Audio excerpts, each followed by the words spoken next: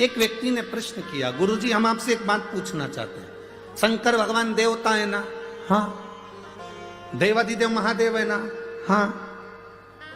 तो अपनी धर्म पत्नी सती के लिए इतने क्यों रोए?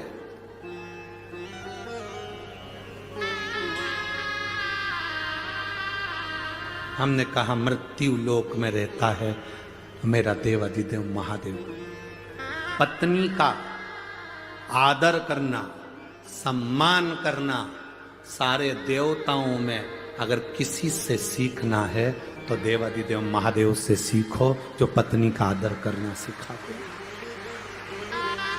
पत्नी का आदर करना, वो गुरु दूसरे होते होंगे जो तुमको अपने पास बुलाते होंगे, तुमसे कहते होंगे कि हमारे पास बैठो। परशु महापुराण की कथा में शंकर भगवान की कथा कहती है, देवी जी के मंदिर में बैठने की जगह होती है, राम जी के मंदिर में बैठने की जगह होती है, दत्त के मंदिर में बैठने की जगह होती है, दुनिया के सारे मंदिरों में बैठने की जगह होती है, पर शंकर के मंदिर में बैठने की जगह नहीं होती। चारों तरफ इतना पानी पड़ा होता है कि अपनी साड़ी बचाकर और कपड़े बचाकर सावधानी से बैठना पड़ता है, और दूसरा व्यक्ति पानी शिव को चढ़ाने की जगह तुम पे चढ़ा के चले जाए, उससे पहले निकल कर अपने घर चले जाओ।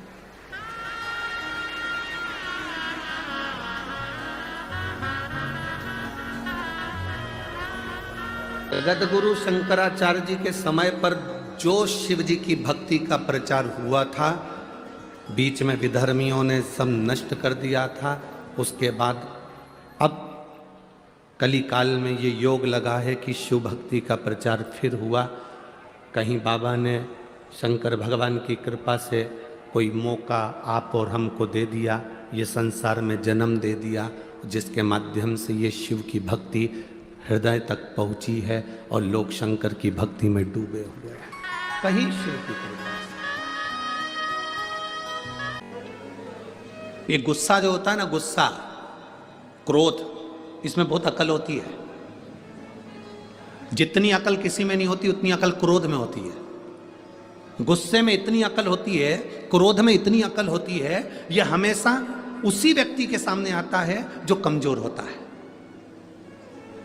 कभी बोल्ड के सामने क्रोध नहीं आता।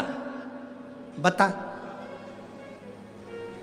वाणी ऐसी बोलिए मन का पाखो, पर आज के जमाने में वाणी ऐसी बोलिए जो जम के झगड़ा होए, पर उससे मत बोलिए जो तुमसे तगड़ा।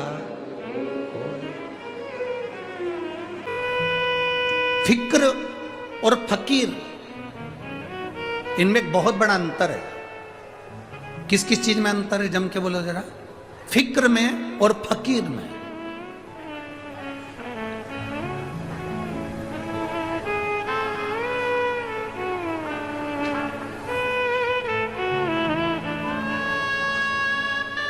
फिक्र, चिंता व्यक्ति को निगल जाती है।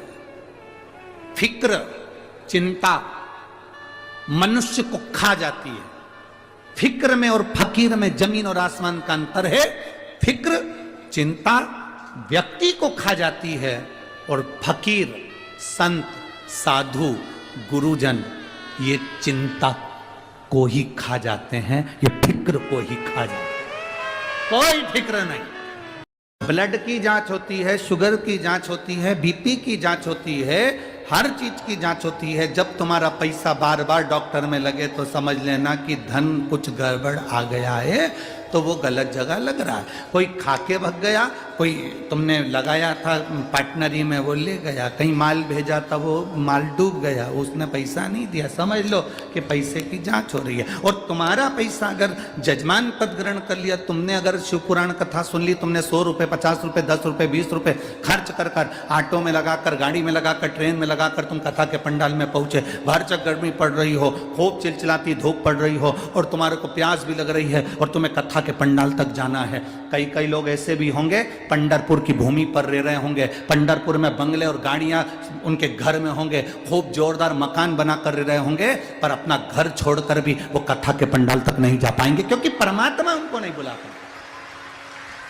कोई कहता है हम शंकर को नहीं भजते, हम उनसे कहते हैं, जो कहते हैं हम शंकर का प्रसाद नहीं लेते, शंकर के मंदिर नहीं जाते, शंकर के दरवाजे नहीं जाते, उनसे निवेदन है मरने के बाद शमशान जाओगे।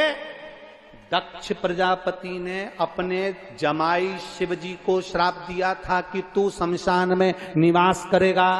तो शमशान क्या है? शंकर भगवान का घर। जिंदे जी नहीं जाओगे तो मर कर जाओगे, पर जाओगे उसी के।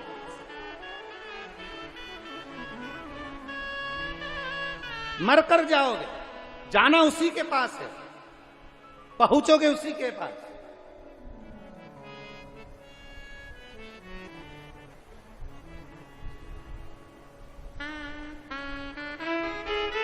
जो ज्यादा भाव खाता है वो बाद में बड़ा और पाव खाता है। ब्रह्मा जी भगवान विष्णु से पूछते हैं तुम्हारे पिता कौन है? संसार में एक बात हमेशा याद रखना, जिसको किसी को अपना गोत्र नहीं मालूम हो, जिसको कुछ भी नहीं मालूम हो, चीजें हमें परमात्मा को पुकारते समय हमारा साथ दे देती है और परमात्मा के मिलन में हमारा साथ प्रदान करती है। एक हमारी नाभि, हमारी टुंडी, दूसरे नंबर पर हमारा ये दोनों भुकुटी के मध्य में जहां हम तिलक लगाते हैं वो आज्ञा चक्र, ये दूसरे नंबर पर है हमारा आज्ञा चक्र, और तीसरे नंबर पर है जहां हमारी शिखा है, चोटी है, शास्त्राचक्र। ये कोई कह रहा था गुरुजी अवध में राम आ रहे हैं, हमने कहा अवध में राम आ रहे हैं ऐसा नहीं है, जहां राम है वहां अवध है, जहां अवध है वहां राम नहीं है, जहां राम है वहां अवध है। आप अपने अपने नगर में, शहर में, गांव में, खेड़े में 22 तारीख को दिए जलाओगे, झालर लगाओगे, मिठाइयां बनाओगे, पूजन करोगे, पाठ करोगे, आरती करोगे दोपहर के 12 बजे, तो समझ लेना कि राम अवध में नहीं, तुम्हारे गांव में राम आए हुए हैं, तुम्हारे नगर। और आज भगवान राम की प्राण प्रतिष्ठा महोत्सव के उपलक्ष्य में जो शिव महापुराण की कथा 40 गांव में चल रही है, यहाँ अपने भरोसे पर और अपने विश्वास पर कह सकता हूं, अगर तुम शंकर जी को एक लोटा जल चढ़ाते हो, एक बेलपत्र समर्पित करते हो, तो तुम्हें अपनी लाइफ में एक बार महादेव सामने आकर दर्शन जरूर देगा, निश्चित।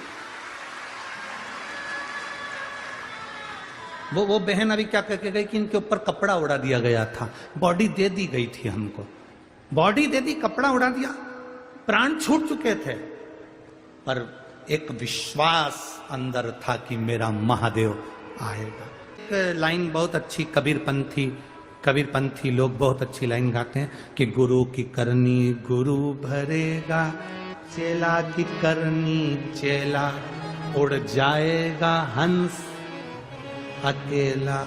गुरु की करनी गुरु भरने वाला है, चेले की करनी चेला भरेगा। पत्नी अपने कर्म को भोगेगी, पति अपने कर्म को भोगेगा, बच्चे अपने कर्म को भोगेंगे। दुनिया में जो जन्म लेता है उसको अपना कर्म भोगना ही पड़ता है। इसीलिए हम बार बार कहते हैं मत बुरे कर्म कर बंदे वरना पछताएगा, भगवान की आंखों से बच नहीं पाएगा, तू बच नहीं पाएगा। इसलिए सावधान हो जाओ, तेरा क्या होगा रे कालिया, सावधान हो जाओ कि अपना